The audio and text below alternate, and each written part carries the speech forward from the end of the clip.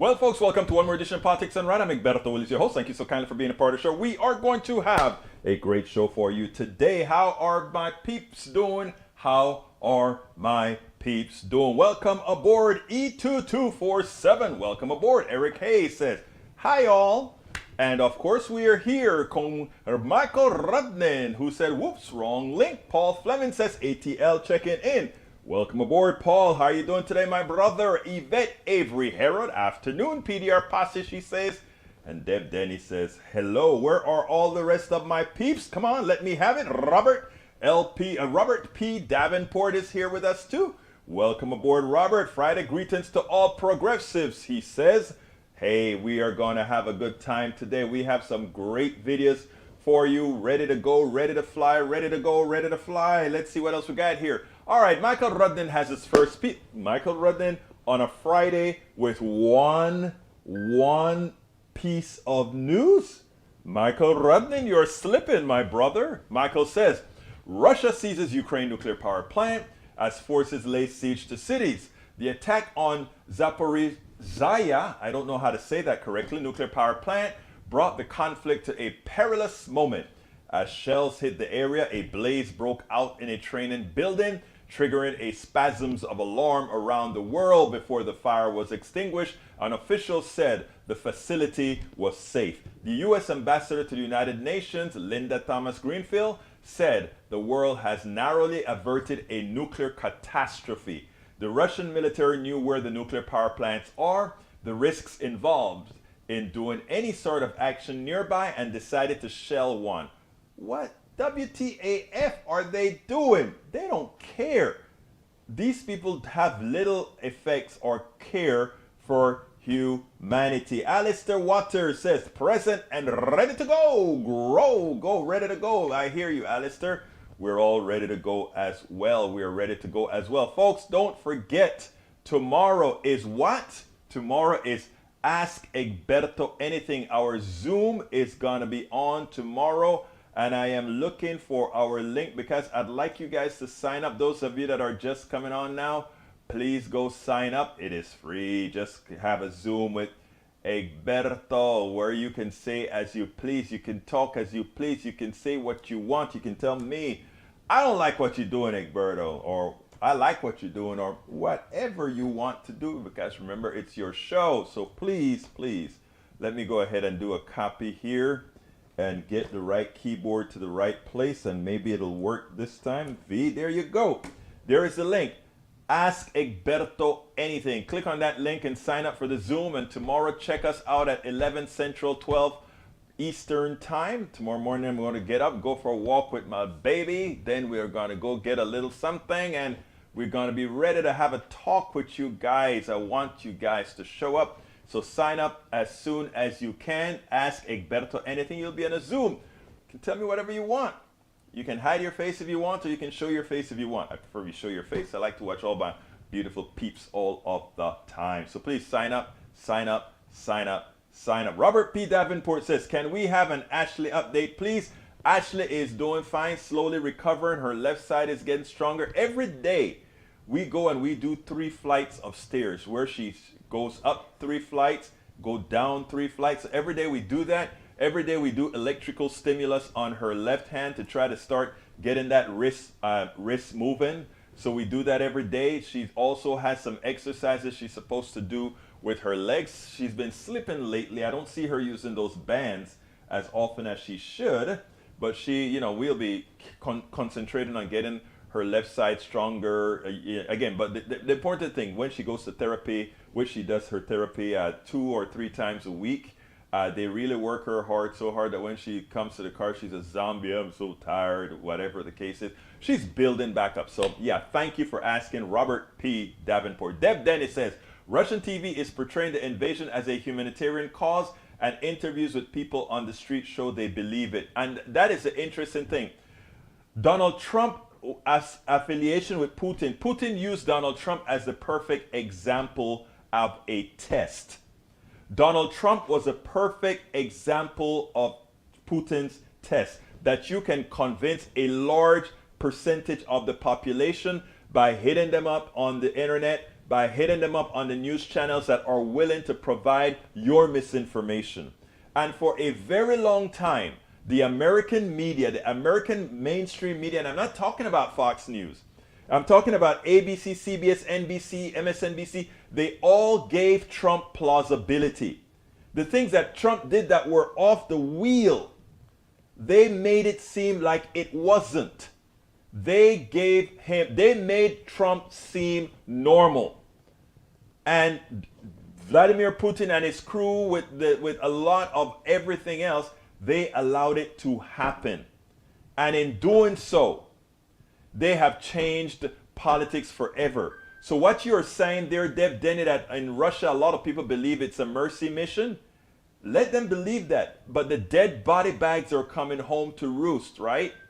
And eventually a lot of that information is going to slip right back in. So and you know what? You can be a part of that solution as well. You have to, through all avenues of communication, let that message slip in there. They've shut down Facebook, and it's amazing. The Russians used Facebook to convince Americans that Donald Trump was plausible, good, etc. And now they're shutting down Facebook because, oh my God, the American people may get to Facebook and do things to them and let them know what's true. They lied to us. We were telling them the truth, right? Anyhow, Deb Dennis says Trump has yet to post anything on Truth Social. I wonder why. So you joined up Truth Central? Maybe I should try it myself. Lie strategy. If it's repeated enough, people start to believe it, says Rose Williams, and she's absolutely right about that. Rose says, hi, everyone.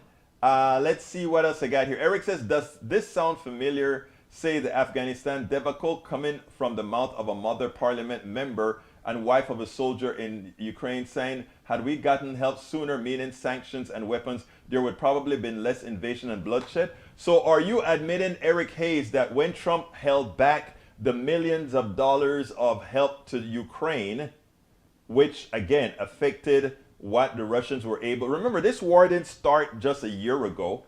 This year has been going on since 2014, right? And we were giving them help, and Donald Trump held back the help for Ukraine, trying to get them to create a lie about Biden. So I guess you are admitting, Mr. Hayes, that the genesis of this problem was the previous administration. Thank you for seeing the light. And here's what he says. Here's what the world should do. Isolate this dictator as Microsoft suspend new sales in Russia Friday, with President Brad Smith calling the country's action unjustifiable, unprovoked, and unlawful. We should have done that a long time ago. We should have done that during the president's day, the former president's days, right? We didn't. Michael Rudnan says, Eric Hayes, thanks for that Forbes link. 20 major U.S. companies have already cut ties with Russia. The growing list of companies continue. Robert Davenport says, mainstream media in this country is propaganda also. The people here were and have been fooled just like the Russian population. Exactamundo, Robert. That's why when your channel gets active, and I think you said you were going to be carrying politics done right as well. That's great. We need to open as many different avenues possible. And we need to do it quickly. We can't be sitting down and waiting. That's why I've been promoting Politics Done Right all over Pacifica Network, etc., to make sure that we get the truth out there. Deb Dennis says, no, I don't belong to these sites. TYT reported it today. I thought it was funny. Thank you so kindly for following it. I love TYT as well. Eric Hayes says, Egberto, no, got their weapons, and no, the Russia was on their border for months, and Biden did. No, it's been for years. They've been, well, again, you can't listen to right wing for history. Come to Politics Done Right or other places, I suggest, Eric, and stop trying to create justification for the ills of your side. It's unbecoming. Tommy Manning says, can we demand that Biden administration require President Zelensky denounce racism in order to continue receiving American aid? Hey, Tommy, I have a piece that I have to put up from you. I've just been too busy to go over the information, but Tommy has a great piece on voting. How can we be so strong towards Ukraine when we're not strong enough towards our own, which is an absolute fact that Tommy Manning was talking about. And let's get deeper to what Tommy just said. I just did a clip from MSNBC. I wanted to get it ready for today. I just couldn't because I just got these other clips ready, but he is correct. I think here Ukraine is asking us to create a no-fly zone. Here, Ukraine is asking us to do all these things to protect these good people. But at the same time, we have reporters saying, how can these bad things be happening to these people? They look just like the rest of the suburban Texas or suburban America. They look like good people. What did that really mean? But those people from Tanzania or Mauritania or all these places, oh, they're not like us, though. They're not like us. They're not like us. And now we have Nigerians trying to leave Ukraine, and oh, Ukraine is holding guns on them as well. Huh? And you want America to defend you? And you want America to send in the blood of the American soldier to help? Yeah, man, you're absolutely right, sir. Ukraine, Zelensky needs to make his statement and tell his compatriots they better lose their prejudice rather quickly if they're asking for help. Lee Grant, welcome aboard. Hi, Egberto, you sure seem to know a lot about propaganda. No.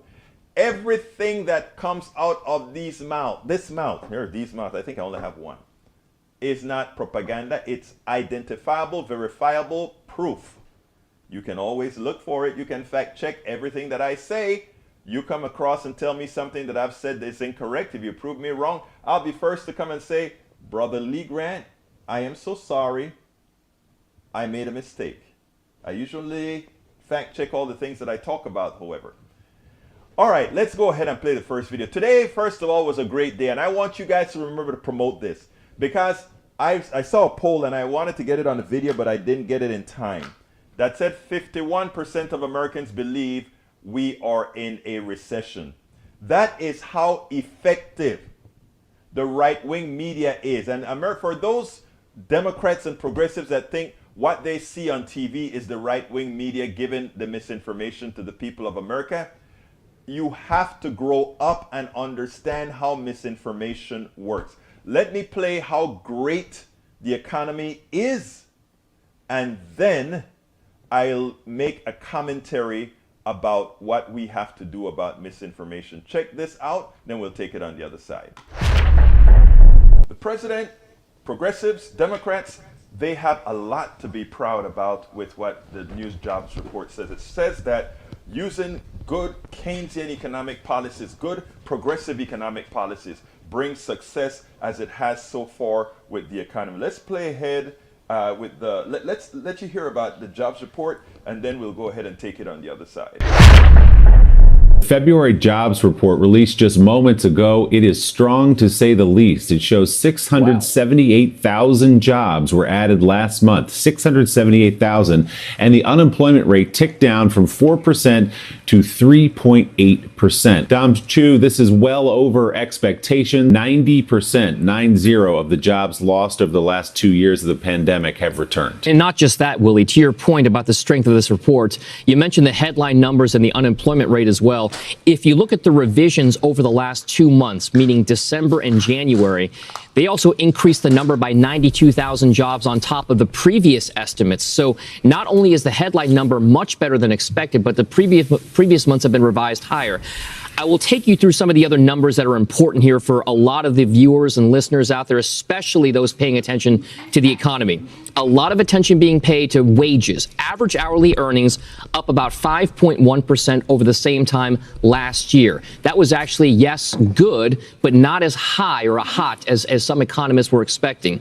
I would also say this. The labor force participation rate, the number of people who are part of the job force, actually ticked to a post-pandemic high of 62.3%. To give you some context, in February, before the pandemic started, it was closer to around 63.3, 63.4%. So we're inching back towards what you might characterize as a normal workplace, a normal workforce. When it comes to the overall sectors, everybody basically added jobs, but it continues to be leisure and hospitality that continues to lead the way higher. They gained 179,000 jobs. Professional and business services added 95,000.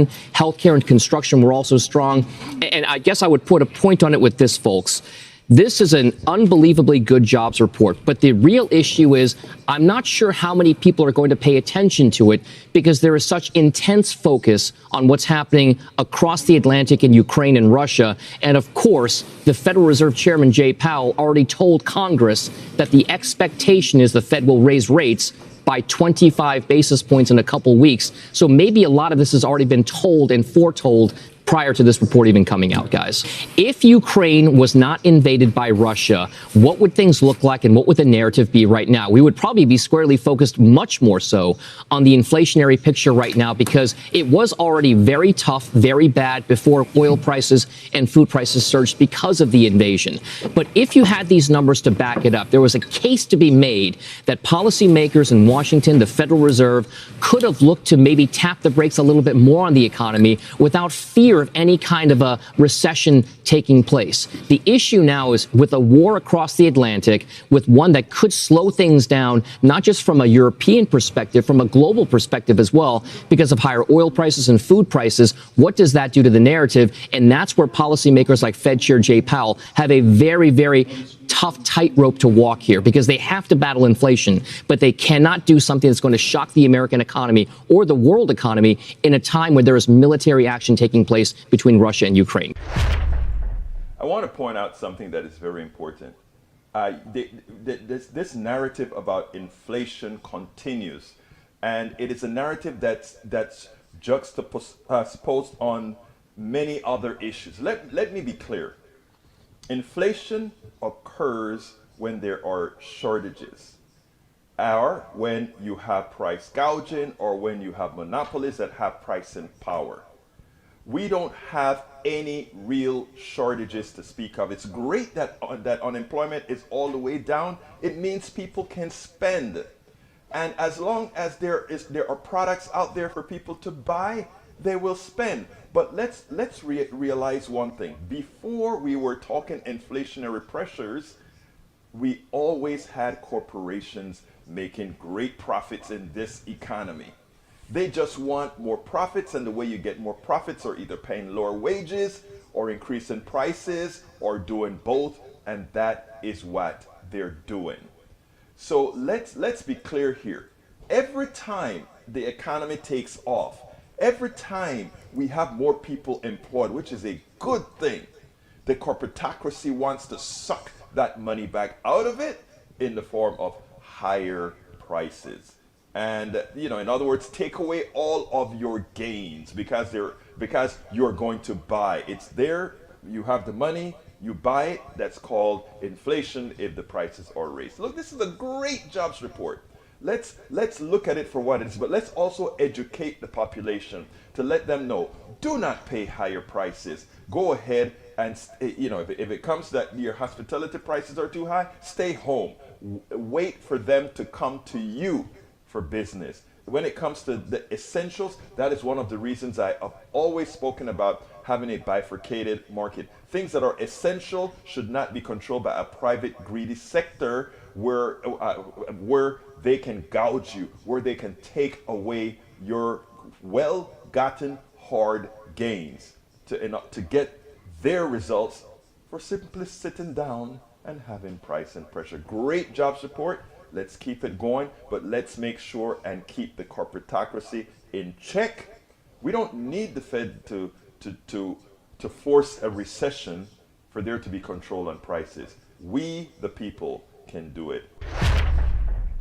And there's another thing that we have to learn to do. Why is it that 51% of the people think that we are in a recession, but 51% of the people won't tell you that they're doing worse? They're telling you they're doing more. More people are saying they're doing better, but they just think based on the information they're getting from Fox News, based on the information they're getting with all the news channels talking about inflation. They don't tell you, but you're making more money, so at least you're breaking even, but in reality you're doing better. They don't tell you that, right? So they have this fear in you. They understand how your psyche works. You are not fearful for what you are now. You are fearful for the possibility of the future. And if they can make the future look difficult, if they can make the future look like difficult for you, then what happens is suddenly you are going to start thinking things are worse than it is. Democrats have to learn the game. They have to be promoting and saying, listen to me. If you look, Rick Scott has an 11-point plan for you. Look at his 11. He's being honest with you. Mitch McConnell is telling Rick Scott to shut up. But Rick Scott is saying, I am going to raise the taxes of 50-something% of you because you don't pay federal income tax. You pay all the other taxes. You're underpaid by the corporatocracy, who then gets money from the government. You are really paying taxes. You just don't know. It's just not recorded with the federal government. But when you're paying Exxon, when you're paying Walmart, when you're paying these guys, and then somebody has to go on welfare, you are paying taxes. Don't let anybody fool you with that 47% crap. It's the way they bifurcate the way we pay taxes, the way they bifurcate things, that gives the impression that somehow 47% of people are just moochers. You know how hard those 47% of people work? Do you know how hard they get up in the mornings? They catch the bus, the taxi, the trains. They're working hard for so little. And that guy who takes a helicopter to his penthouse office believes he has earned something. Come on, people. Could we stop being gullible? Could we stop having those who are bleeding hearts for those who are screwing you? And just saying, hey, how much deeper do you want me to screw you? Could you please stop falling for the con? The red states, I can understand why a lot of people in red states feel bad, because the governors of those states have screwed them. They cannot get health care. Their hospitals are closing. The rural areas are closed because these governors don't care. They refused the Affordable Care Act to the Medicare expansion. So their people are dying. I know why they feel bad. They taught them that wearing a mask was wrong, so more of them are dying. Of course things look dire for them. Of course. And then we have people in the blue states where they look at somebody like, you guys have control, and you allow Manchin, which we don't have a choice, to really block help for the rest of us. There are other issues as well, right? Oh, the economy is doing fine. We no longer need to give child tax credit or family leave. Really? Don't you need those kids to be protected so that, or taken care of, so that the slack in unemployment will be fixed? I hear Eric in the thing says, wait a minute, here's how they make it seem bad, right? Okay, so the unemployment rate has dropped to a low, 3.8%. And here we have a conservative in the room says, yeah, but 3.8%, but still you only have a 62% utilization rate. Yeah, that's almost what it has been for the longest time, right? But here's the funny part about that. We can solve that by just allowing women into the workforce, because a lot of women are staying home with the kids. Why are they staying home with the kids again? Oh, we can't afford care for the kids. It costs us more to get care for the kids than getting a job. Subsidize child care like sensible, humane countries, and more people would go into the workforce. It's that simple. But again, the conservative mantra, a mantra that kills, a mantra that harms, a mantra that performs poorly, wouldn't allow it. Hi Coop 333, welcome aboard. Lee Grant says, zombie economics from Egberto. No, practical, provable economics by Egberto. Justin Booker, welcome aboard, says, just vote blue. I am with you. Carl Cox says, with the exception of a few politicians like AOC, Bernie Sanders, and Elizabeth Warren, politicians do the work of their puppet masters, mega rich corporations. Neocon news media lies away. Of course, Daniel Lado says, the mental gymnastic Egberto is performing here to justify inflation is so absurd to call his sanity into question. Not really.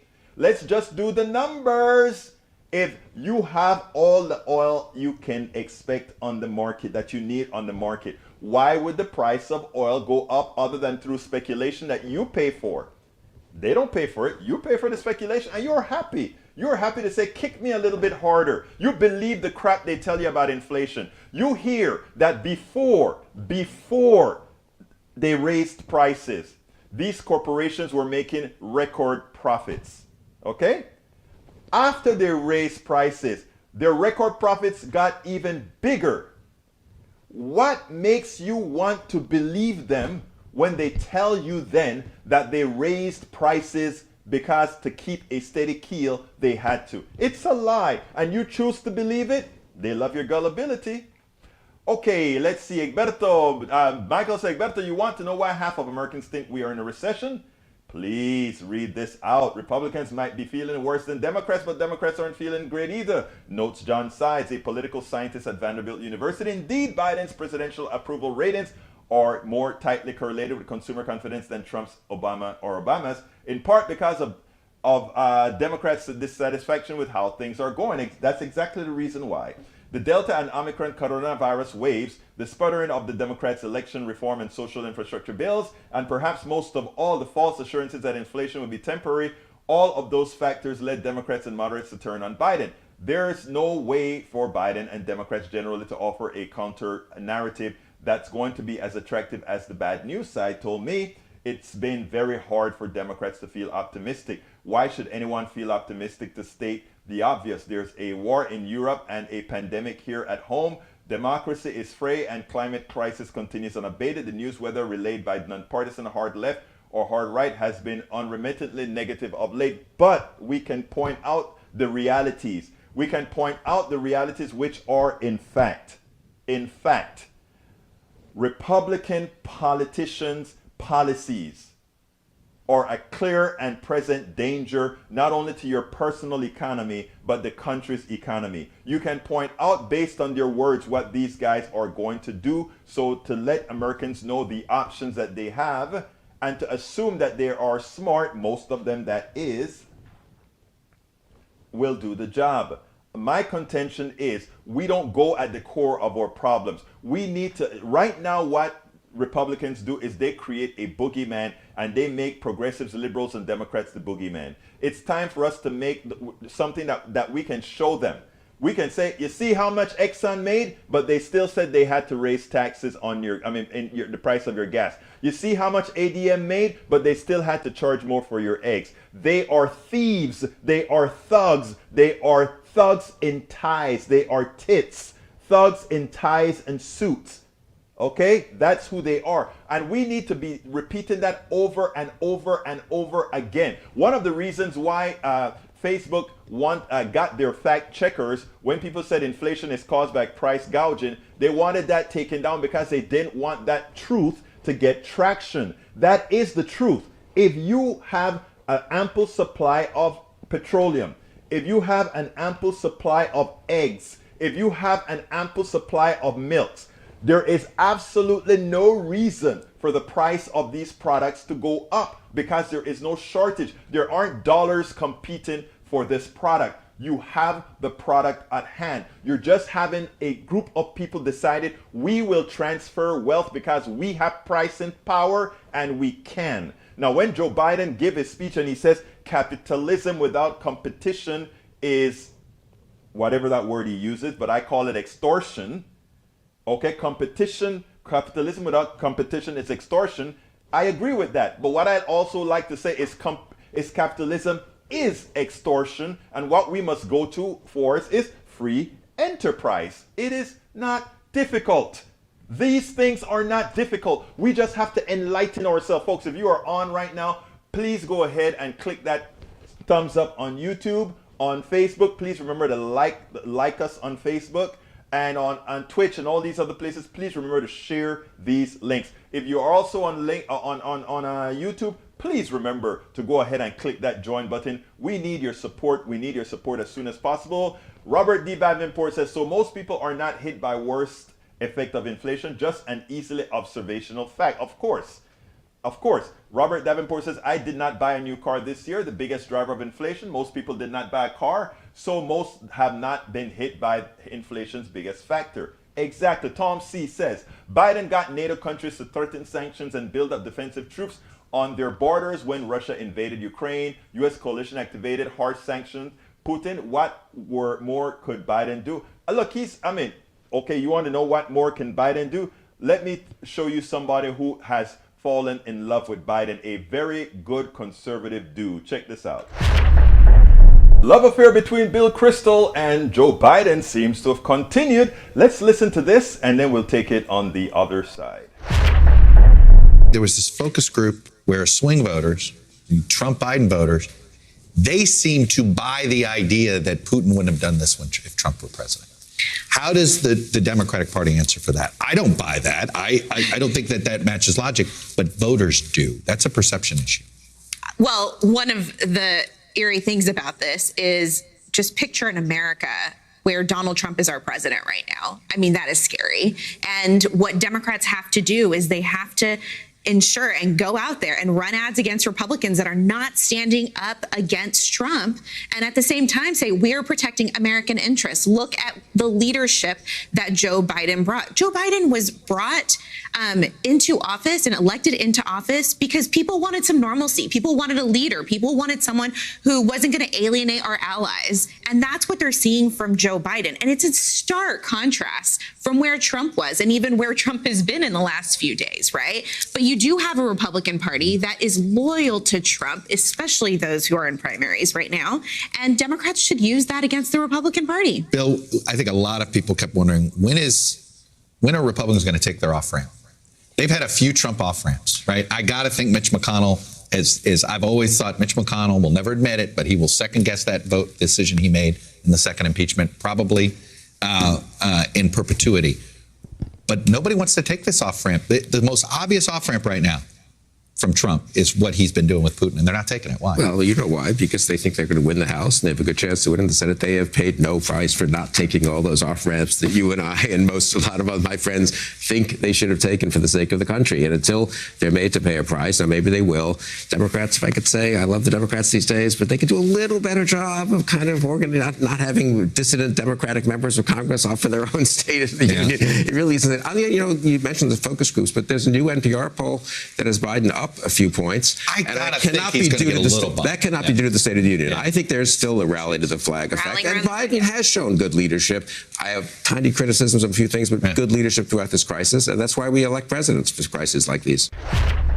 And that's why we elect presidents with leadership capabilities for exactly times like these. Now, the question is, suppose something like this had happened under Donald Trump. Donald Trump would simply put his tail between his legs and say, okay, Putin, I'll hold back NATO. I will hold back any help for Ukrainians, all that good stuff. But it's a lot deeper than that.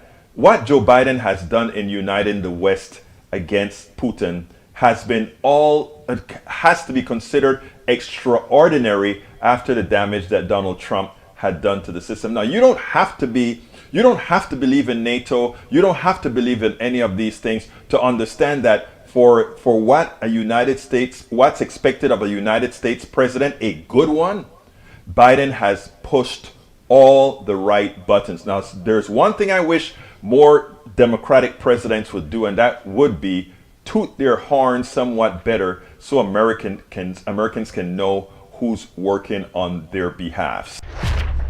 Absolutely. Toot your horn, toot your horn, toot your horn. We are not having enough. Thank you, Deb. I think, is it Deb Denny that says, Egberto, it's link time? Yep, Deb Denny says it's link time. Folks, please sign up for Ask Egberto Anything. That's a link, politicsdoneright.com/Ask Egberto. politicsdoneright.com/Ask Egberto. Free link. Just click on that link. Sign up and talk to me at 11 Central, 12 noon, 11 Central, 12 noon. What is it? 10 Mountain, 9 Pacific. Let's have a chat. Come on, whether you put your face or not, doesn't matter. I would love to see your face, however. But let's get more people involved in the conversation. We have a good time when we get together and do this. So please click that politicsdoneright.com/Ask Egberto. politicsdoneright.com/Ask Egberto. If you are on YouTube right now, click that join button. Please click that join button. Become a part of our posse. Become a part of our posse. If you don't see that join button, there are many other ways you can join us and help us out. politicsdoneright.com/YouTube. politicsdoneright.com/YouTube. Alternatively, go to politicsdoneright.com/Patreon. Patreon is spelled Patreon. Patreon. politicsdoneright.com/Patreon. Our preferred method of supporting the program, of course, is politicsdoneright.com/PayPal. politicsdoneright.com/PayPal. PayPal, you know how to spell that. You can either do it one time or do it monthly if you want to. It's a great way to keep the progressive message out there and just keep the truth out there and help people get across or get out of the funk or the indoctrination that we have been forced to be a part of since our inception. Because the truth of the matter is, an indoctrinated America gives us exactly what we have today.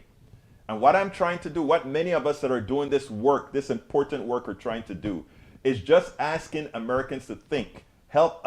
We kind of crack the door to say, please listen to what we're saying and verify what we're saying. Don't just take it at face value. Everything I say, I am happy if you will corroborate it, if you'll go research it. And finally, until you get full faith in what I'm saying, go look it up. It doesn't hurt my feelings. By the way, folks, you can also support us by going to our store, politicsdoneright.com/store. We've got a lot of new stuff at our store, politicsdoneright.com/store. Alternatively, if you want to find out all the different ways that you can support us, politicsdoneright.com/support. politicsdoneright.com/support. And of course, there are all of our books. Check them out. Beto Willis, as host of Politics Done Right, a progressive radio media show on Pacifica Network's KPFT 90.1 FM Houston that engages all ideologies, I found that our political angst isn't mostly ideological. There is a well-designed effort by many in power to control us. If we are at each other's throats, we are less likely to demand our economic and local wishes. In that light, I wrote 3 books.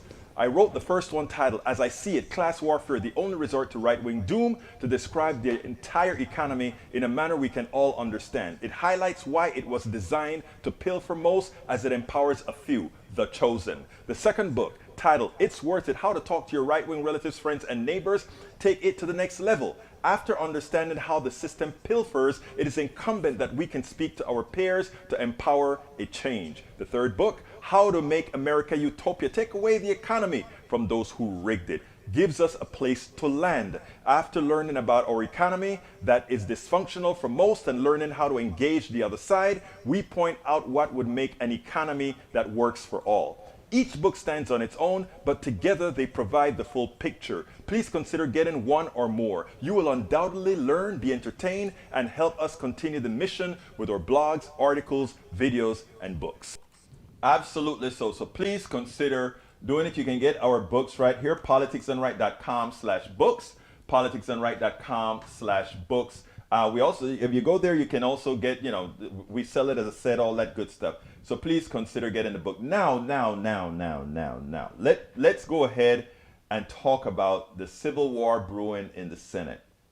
Remember that El Señor Rick Scott came out with an 11-point plan that shows the draconian nature of the conservative movement, so much so that he doesn't really understand how draconian those 11 points really are, and the 128 ideas.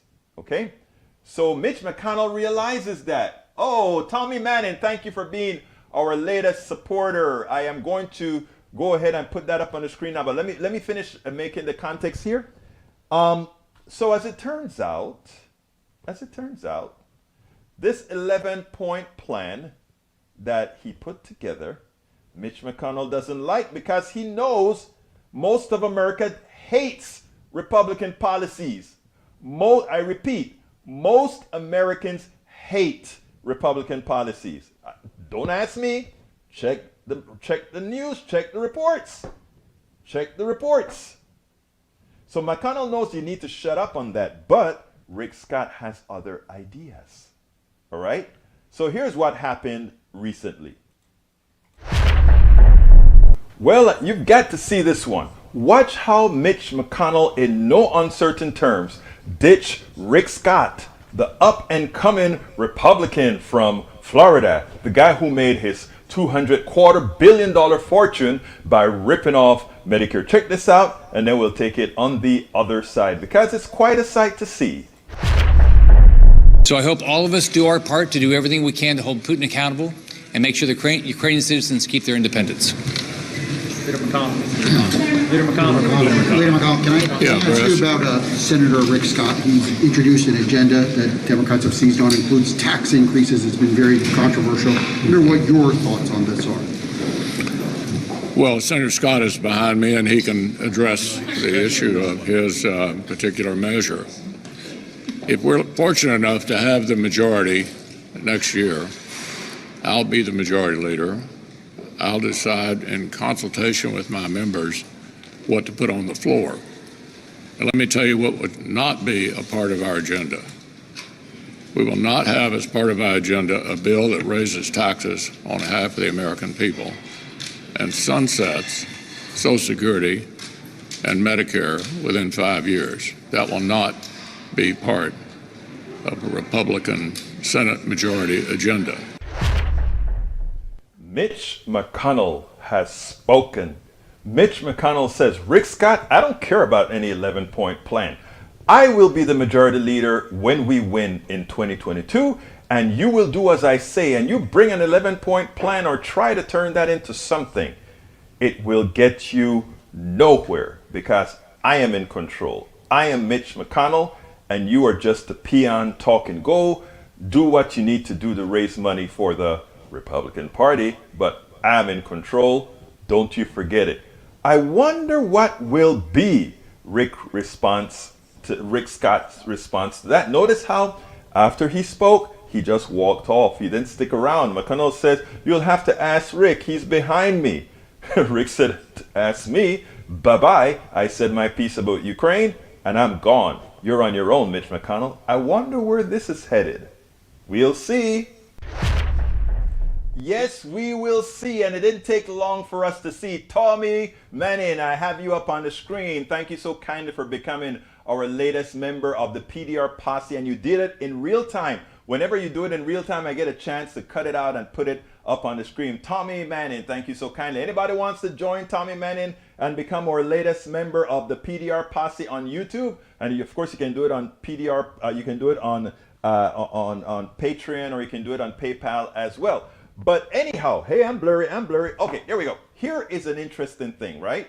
It did not take long for El Señor Rick Scott to respond, but in a heavy-duty way. Check this out. I was like, that Civil War is going to be interesting. The Civil War has begun in the Republican Party. And guys, this is real. I mean, Rick Scott, well, I tell you what, let me go ahead and let you hear how it was characterized on MSNBC today, and then we'll get a little bit deeper. Check this out, then we'll take it on the other side.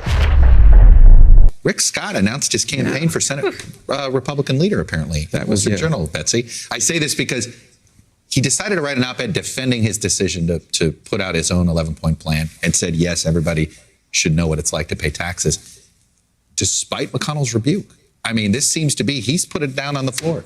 It's really an amazing level of tension within the Senate Republican Conference, which is one of the few remaining, usually collegial groups of people on Capitol Hill. The fact that Scott is really taking a shot at McConnell in this op-ed is, I imagine, just a symbol of much more to come. And it points to the fact that McConnell has a real weakness with the Republican base that Scott is positioned to exploit. All right, I hate to put it in these stark terms. If Republicans win the Senate, is Rick Scott majority leader? And if Republicans don't win the Senate, Mitch McConnell's minority leader bill?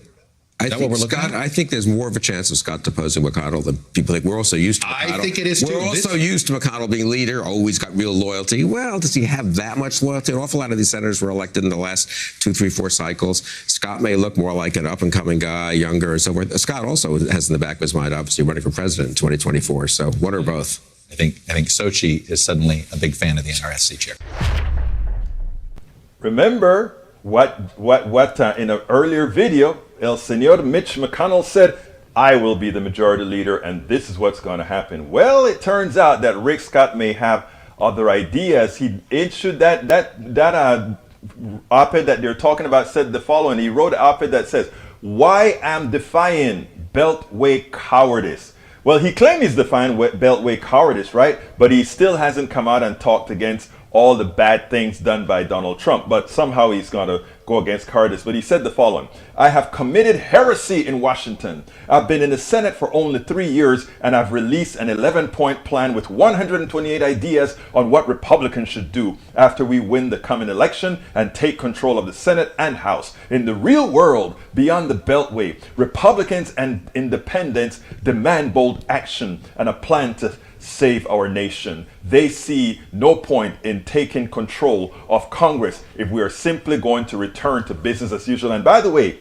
his change means that he's going to increase taxes on at least half of the American people, right? He then says, we are losing this country to the militant left, has seized control of the federal government, the news media, big tech, the standard regular stuff that they like to talk about. And then he talks about, I've been told there are unwritten rules in Washington about what you can and cannot say. You can't tell the public that Social Security and Medicare are going bankrupt. You can't talk about term limits because while voters want them, nobody in Washington does. You can't talk about balancing the budget or shrinking the debt. Well, what we can talk is how you got rich, Senor Scott, and the fact that you brought up Medicare and you want to cut Medicare for all after you've done all those sneaky things with Medicare. Oh, we'll see how that goes over. But he ends the op-ed interestingly with the following paragraph. There will be many more attacks on me and this plan from careerists in Washington who personally profit while ruining this country. Bring it on. The American people are fed up, and they will show that at the ballot box this November. Do you really want to say that? You just opened the door for people to see exactly how you used government, Senor Rick Scott, to get rich. You are the one who used government money to get rich. It's amazing, the gall of these politicians.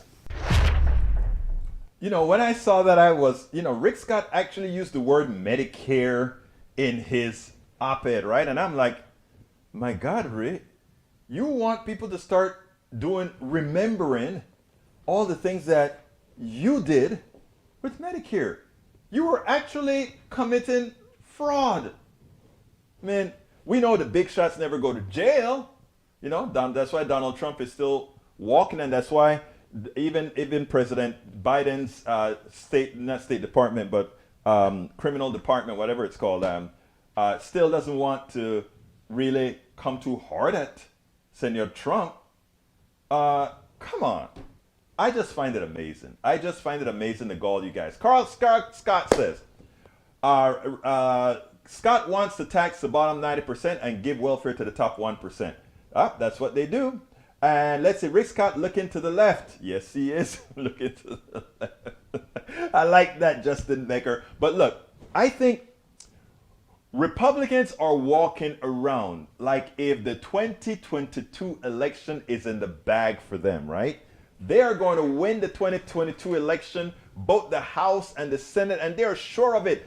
The gerrymandering didn't turn out as they expected. They thought the gerrymandering would have been a lot more effective than it turned out. They forgot people move. They forgot a lot of things when they gerrymandered. So, it's still, the gerrymander is still in their favor. Don't get me wrong.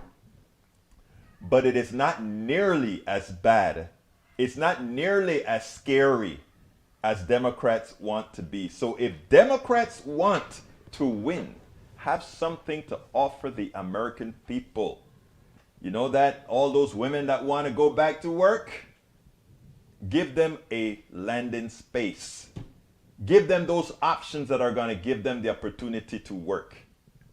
Let's make it possible. I'm looking at some tanks. Where is this? There are some tanks in the streets somewhere. Guess Russia has some tanks in the streets somewhere. I am looking at this terrorism by Russia. It's funny, right? I wanted to, this boggles my mind as I started to see the Nigerian complain about Ukrainian racism, right? Putin is putting out the message out there that he's wanting to solve the Nazism or something, and he wants to tear away at Nazism in Ukraine. Good. We know that is, come on now, the president of Ukraine is Jewish. So it's not Nazism that you got to get rid of. But you would think that the leaders in Ukraine would do everything to make it look like they're a true democracy and that everybody has equal access to their government. And to think that Nigerians and other people of color, Asians I understand as well, have been told to go to the back of the line does little for others to say, you know what, let's just put ourselves on the line for these people because they are just good people too. You know, put yourself on the line for a society that's going to be downing on other societies. I don't know. You know, I'm still saying, you know, yeah, Russia is a criminal. It's a criminal, fascist, terrorist state invading a sovereign state.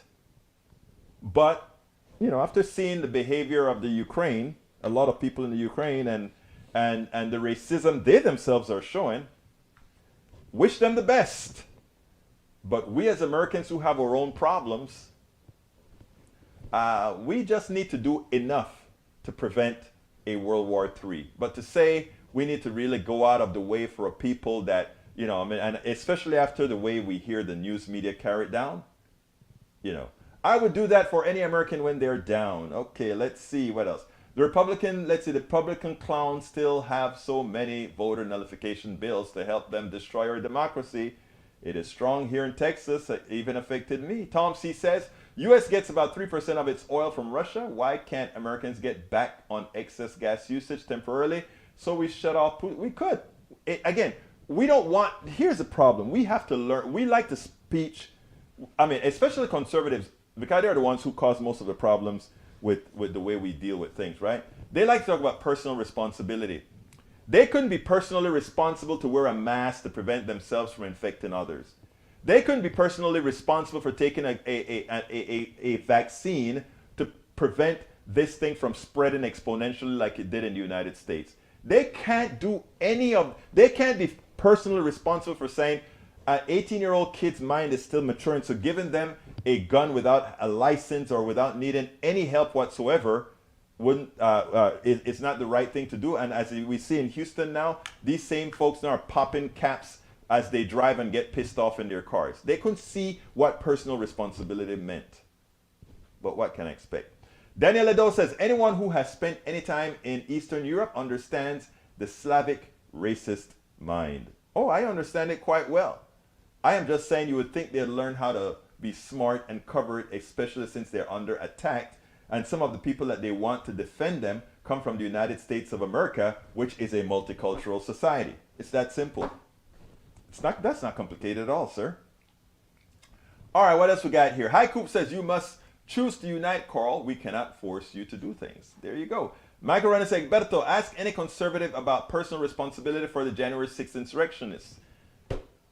I rest my case, Mr. Rudnin. I rest my case.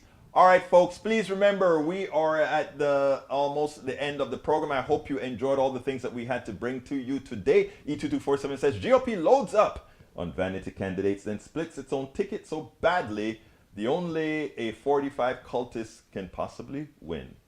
AVQ is leaving us. I thought you were leaving earlier, AVQ, but thank you for sticking around. Love you, guy. Keep doing what you do. Carl Foster says, you guys know nothing about the history of the Ukraine and the Soviet Union. Yes, I do.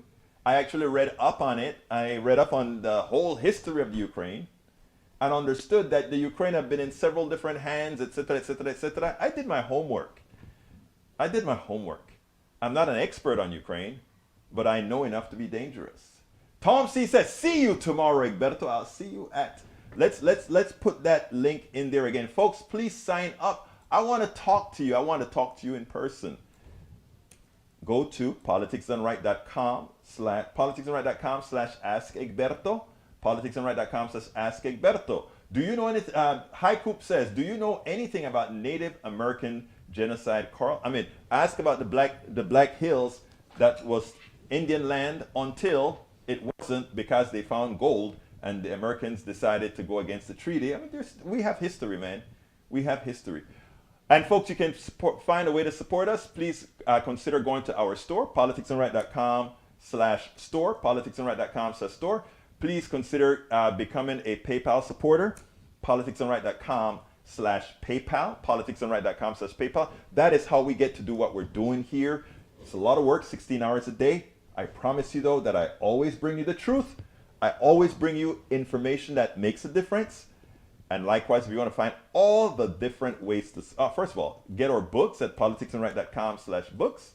And if you find all the different ways to support us, you can find it at politicsdoneright.com/support.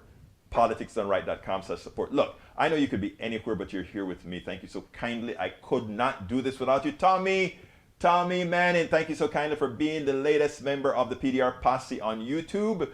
It's very much appreciated. We need hundreds more of Tommies to come on in with us. Thank you so kindly.